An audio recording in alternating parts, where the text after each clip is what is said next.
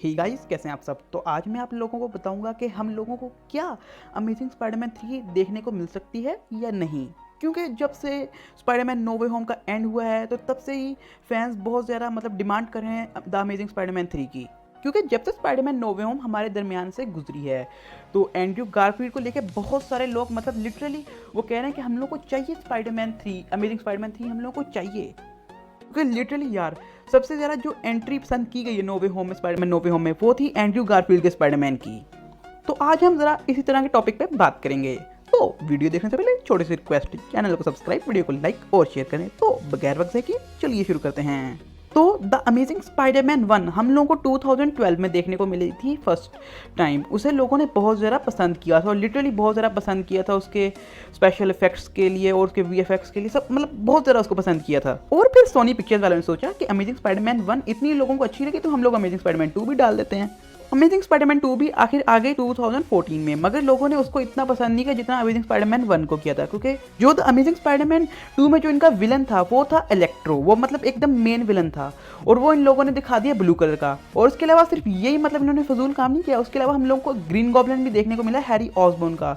वो भी literally fans को तो बिल्कुल भी पसंद नहीं आया। और भी बहुत इसमें खामियां हैं जो कि फैंस को तो पसंद नहीं है और सीरियस में थोड़ी खामियां हैं। मुझे भी लगता है कि सच्ची में सही बात है कि द अमेजिंग स्पाइडरमैन 2 सिर्फ पैसे के लिए बनाई गई थी और लिटरली फैंस के लिए नहीं बनाई गई थी। क्योंकि जो द अमेजिंग स्पाइडरमैन 2 है उसमें हमें मेन विलन तो इलेक्ट्रो दिखाया गया, और जब इलेक्ट्रो को स्पाइडरमैन हरा देता है मूवी के एंड में तो उसके बाद ग्रीन गॉब्लिन को सिर्फ इस मूवी में घुसाया गया, ना कि उसका कोई प्रॉपर इस्तेमाल किया गया है। लिटरली यहाँ सिर्फ ग्रीन गॉब्लिन को एक तरीके से घुसाया ही गया है। पहले हमें मूवी के स्टार्ट में दिखाया गया हैरी और पीटर की एकदम अच्छी दोस्ती। ये दोनों 8 साल के बाद एक दूसरे से मिलते हैं, एकदम इनकी बॉन्डिंग बहुत ही हम लोग को अच्छे तरीके से दिखाई गई। और उसके बाद इसी मूवी में इन दोनों का आपस में एक विलन बना दिया। मगर इसके अलावा इसमें खूबियाँ भी बहुत सारी थी। जैसे अमेजिंग स्पाइडरमैन 2 उसका कॉस्ट्यूम ये लिटरली बहुत ज़्यादा कमाल का लगता है। मूवी की स्टोरी भी बहुत अच्छी थी। अगर सोनी पिक्चर्स वाले ना अमेजिंग स्पाइडरमैन 2 जो है उसमें इलेक्ट्रो के बाद ही जब इलेक्ट्रो की डेथ होती है उसके बाद ही मूवी का एंड कर देते ना, तो इस तरह जो हैरी वाला सीन होता है उसे अमेजिंग स्पाइडरमैन 3 में वो लोग आराम से एडजस्ट कर सकते थे। मगर नहीं, अमेजिंग स्पाइडरमैन 2 में तो हम लोगों को इलेक्ट्रो भी दिखा दिया, ग्रीन गॉब्लिन भी दिखा दिया हैरी ऑसबॉर्न वाला, और उसके अलावा राइनो भी दिखा दिया हम लोगों को। और जो हम लोगों को इलेक्ट्रो दिखा है स्पाइडरमैन नो वे होम में, वो एक गलती थी जिसको उन लोगों ने स्पाइडरमैन नो वे होम में सुधारा है। उसको उसके नीले रंग से हटा के उसको एकदम उसकी ह्यूमन स्किन में दिखाया गया और उसके पास पावर्स थी। क्योंकि कॉमिक बुक्स में भी जो इलेक्ट्रो होता है उसके पास पावर्स होती हैं और वो नीले रंग का तो कॉमिक्स में कभी भी नहीं हम लोगों को दिखा। अब इलेक्ट्रो की बात हुई तो मैं आप लोगों को बता रहा हूँ कि आखिर इलेक्ट्रो स्पाइडरमैन नो वे होम में आ तो गया, मगर वो येलो कलर का कहने का वो अपनी ह्यूमन फॉर्म में कैसे दिखने लग गया। अब यहाँ पे होता है कुछ इस तरह के, जब द अमेजिंग स्पाइडरमैन 2 में इलेक्ट्रो की डेथ होने वाली होती है तो वो उसी वक्त उससे कुछ सेकंड्स पहले या कुछ मिनट्स पहले वो टेलीपोर्ट हो जाता है स्पाइडरमैन नो वे होम के इवेंट्स में, यानी कि एमसीयू की अर्थ 616 में। और जो इलेक्ट्रो का पावर सोर्स होता है उसको उसके यूनिवर्स से मिल रहा था, ना कि एमसीयू के यूनिवर्स से मिल रहा था। और हम लोग मूवी में सुन भी सकते हैं कि इलेक्ट्रो बात कर रहा था एक अलग तरह की ऊर्जा की, तो वो उसको मिल रही थी एमसीयू के यूनिवर्स से, जिससे वो ना तो नीले रंग का हो गया, उसको अपनी ह्यूमन फॉर्म में उसको बहुत ज़्यादा पावर्स मिल गई इलेक्ट्रिसिटी की। इलेक्ट्रो अपने ह्यूमन फॉर्म में जो उसको इलेक्ट्रिक पावर्स मिली थी वो वो अमेजिंग स्पाइडरमैन 2 के नीले वाले इलेक्ट्रो से भी ज़्यादा पावरफुल था, हवा में उड़ सकता था और अपनी ह्यूमन स्किन को एकदम ही इलेक्ट्रिसिटी में भी चेंज कर सकता था। और जो आर्क रिएक्टर इलेक्ट्रो ने लगाया था वो सिर्फ अपनी पावर को एक तरीके से कंट्रोल करने के लिए इलेक्ट्रो ने अपनी चेस्ट पे लगाया था। और फिर इस तरह स्पाइडरमैन सारे के सारे, या स्पाइडरमैन ये क्या, ये तो स्पाइडरमैन होना चाहिए, स्पाइडरमैन नो वे होम। बहुत हो गया मजाक, जरा आप वीडियो की तरफ आते हैं। और फिर इस तरह इलेक्ट्रो को सारे के सारे स्पाइडरमैन ठीक कर देते हैं और फिर इलेक्ट्रो और बाकी सारे स्पाइडरमैन, यानी कि टॉम के स्पाइडरमैन के अलावा बाकी सारे विलन्स, इलेक्ट्रो, ये सब चले जाते हैं अपने अपने यूनिवर्सेस में। तो यार हम लोग अपने टॉपिक पे तो वापस आ गए, इलेक्ट्रो बीच में कहाँ से आ गया। मैंने भी आप लोगों को इलेक्ट्रो के बारे में बताना शुरू कर दिया। हम लोग तो बात कर रहे थे कि हम लोग को अमेजिंग स्पाइडरमैन 3 देखने को मिल सकती है या नहीं। तो हाँ, हम लोग को अमेजिंग स्पाइडरमैन 3 भी देखने को मिल सकती है। अमेजिंग स्पाइडरमैन 3 में हम लोगों को ग्रीन गॉब्लिन, अब हैरी ऑसबॉर्न वाला ग्रीन गॉब्लिन नहीं बल्कि नॉर्मन ऑसबॉर्न वाला ग्रीन गॉब्लिन भी हमें दोबारा देखने को मिलेगा। अब आप लोग कहेंगे कि उसकी तो डेथ हो जाती है द अमेजिंग स्पाइडरमैन 2 में ही, वो निकल जाता है, मर जाता है वो।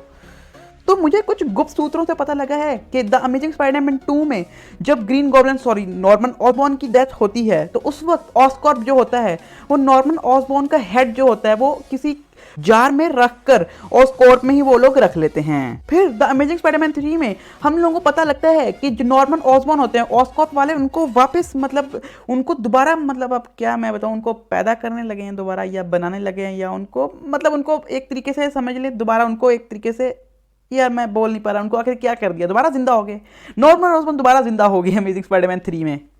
फिर जब नॉर्मन ऑसबॉर्न दोबारा जिंदा हो जाते हैं तो वो देखते हैं कि उनका बेटा हैरी ऑसबॉर्न जेल में है तो वो कहते हैं कि अब पीटर पार्कर की नहीं बचेगी मतलब अब नहीं उसको छोड़ेंगे। तो इस तरह नॉर्मन ऑसबॉर्न जो होते हैं वो सिनिस्टर 6 की तैयारी करते हैं जिसमें नॉर्मन ऑसबॉर्न खुद लीडर होंगे, उनके अलावा डॉक्टर ऑटो ऑक्टेवियस। अब मैं आप लोगों को बता दूं द अमेजिंग स्पाइडरमैन 2 में हमें मूवी में कई सीन्स में डॉक्टर ऑटो ऑक्टेवियस के टेंटिकल्स देखने को मिले और उसके अलावा पोस्ट क्रेडिट सीन में हम लोगों को डॉक्टर ऑटो ऑक्टेवियस के टेंटिकल्स देखने को मिले थे। ये देख लें आप लोगों को अब स्क्रीन पे भी नजर आ ही रहा होगा कि डॉक्टर ऑटो ऑक्टेवियस के टेंटिकल्स हैं। तो इसके अलावा हम लोगों को राइनो भी देखने को मिलेगा, वल्चर भी देखने को मिलेगा। अब मैं आप लोगों को बता दूं दरअसल में हमें अमेजिंग स्पाइडरमैन 2 के पोस्ट क्रेडिट सीन में हमें वल्चर के विंग्स भी देखने को मिलते हैं। तो एकदम एक कॉमिक बुक एक्यूरेट उसके विंग्स होते हैं। और उसके अलावा हम लोगों को लिजर्ड भी दोबारा देखने को मिलेगा अमेजिंग स्पाइडरमैन 3 में। और इस तरह सिनिस्टर 6 कंप्लीट होगी और सिनिस्टर 6 वर्सेस स्पाइडरमैन हम लोगों को देखने को मिलेगी। और मुझे कुछ गुप्त सूत्रों से पता लगा है कि अमेजिंग स्पाइडरमैन 3 में हम लोग को ग्वेन स्टेसी भी एक बार दोबारा देखने को मिलेगी, मतलब ग्वेन स्टेसी को भी दोबारा जिंदा किया जाएगा। और ग्वेन स्टेसी के अलावा कैप्टन स्टेसी को भी दोबारा जिंदा किया जाएगा। और कुछ रूमर्स तो मैरी जेन वॉटसन पे भी आ रही हैं कि मैरी जेन वॉटसन हम लोगों को इस यूनिवर्स की एंड्रयू गारफील्ड की यूनिवर्स की Mary Jane Watson the amazing Spiderman 3 में हम लोगों को देखने को मिल सकती हैं।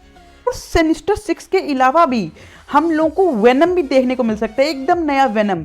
एक तो हम लोग को स्पाइडरमैन नो वे होम के पोस्ट क्रेडिट सीन में वेनम देखने को मिला था ना, जो टेबल पे रह जाता है और बाकी एडी ब्रॉक, टॉम हार्डी का एडी ब्रॉक चले जाता है अपने यूनिवर्स में और एक छोटा सा टुकड़ा रह जाता है टॉम हॉलैंड के यूनिवर्स में। और इसके भी अलावा हम लोग को एंड्रयू गारफील्ड के यूनिवर्स में एक वेनम देखने को मिलेगा, क्योंकि एंड्रयू गारफील्ड स्पाइडरमैन नो वे होम में कहते हैं उन्होंने इतने इंटरेस्टिंग लेजेंडरी डोमिनेटिंग टाइप जैसे क्रिस्पी विलन से आज तक फाइट नहीं की। ओ यार इनको जाके कोई बताया कि टॉम हॉलैंड के बेंगो से लड़ते हुए क्या हालत होगी थी और टोबी मैगवायर की वेनम से लड़ते हुए क्या हालत होगी थी। मगर एंड्रयू गारफील्ड की ख्वाहिश पूरी हो जाएगी अमेजिंग स्पाइडरमैन 3 में, क्योंकि सोनी पिक्चर्स वाले मुझे यकीन है कि वेनम जरूर दिखाएंगे अमेजिंग स्पाइडरमैन 3 में। और बहुत से लोग तो कह रहे हैं कि जो एंड्रयू गारफील्ड का स्पाइडरमैन है वो टॉम हार्डी के वेनम के यूनिवर्स में ही एग्जिस्ट करता है। और यार मुझे ये रूमर सही लगती भी है कि जो एंड्रयू गारफील्ड के स्पाइडरमैन है वो 2012 में स्पाइडरमैन बने थे और फिर 2014 में उनकी सेकंड मूवी आई थी। फिर उसके बाद 2018 में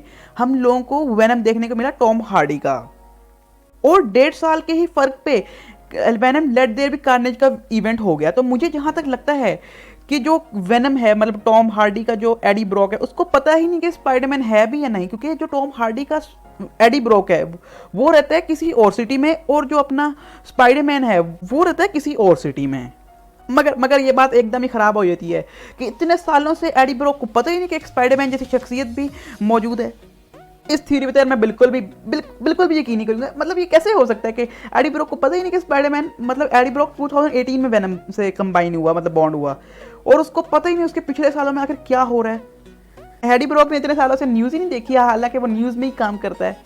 चलो ये तो कंफर्म हो गया कि आखिर हम लोगों को एंड्रयू गारफील्ड के यूनिवर्स में एकदम ही नया तरह का वेनम देखने को मिलेगा, ना कि टोबी मैगवायर का वेनम, टॉम हॉलैंड का वेनम और ना ही टॉम हार्डी का वेनम। इनके अलावा हमें एकदम ही नया वेनम देखने को मिलेगा। और एक बात की रूमर बहुत ज़्यादा आ रही है कि हम लोगों को ग्वेन स्टेसी दोबारा देखने को मिलेगी कि नहीं। तो मैं आप लोगों को बता दूं और मैंने आप लोगों को पीछे भी बताया वीडियो में कि ग्वेन स्टेसी को द अमेजिंग स्पाइडरमैन 3 में दोबारा जिंदा किया जाएगा, क्योंकि जब द अमेजिंग स्पाइडरमैन 2 में ग्वेन स्टेसी की डेथ होती है तो तब से पीटर पार्कर मतलब एकदम ही एग्रेसिव टाइप का हो गया और अपने विलन को लिटरली बहुत बुरी तरह से मारता है।